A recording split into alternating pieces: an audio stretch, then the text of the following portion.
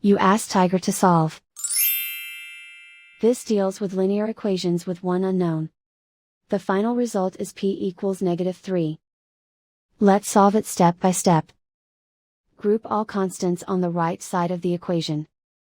Subtract 20 from both sides. Simplify the arithmetic.